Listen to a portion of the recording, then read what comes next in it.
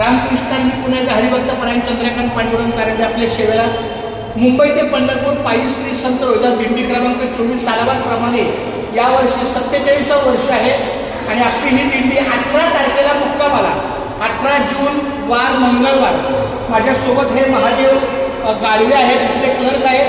आज त्यांच्या ताब्यात ही मी जाहिरात देतो.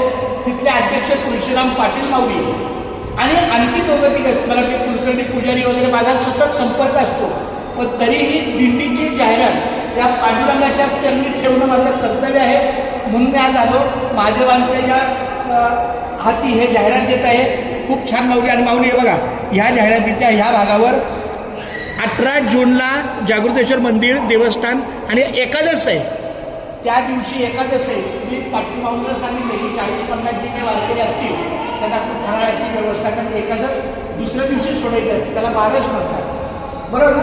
पुंडलिक वरद हरिठ्ठल श्री ज्ञानदेव तुकाराम पंढरीनाथ भगवान की जय.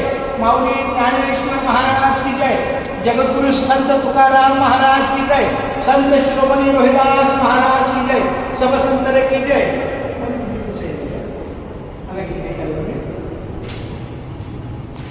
माऊली रामकृष्ण आहे.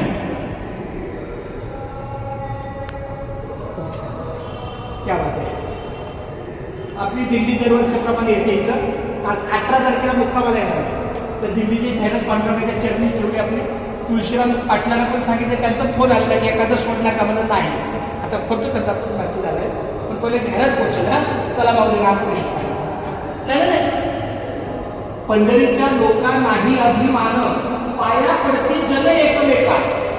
आपण दोघेही ईश्वराचे अंश आहोत, एकमेकाच्या पाया पडते. चला माऊल्या जय रामकृष्ण. चला.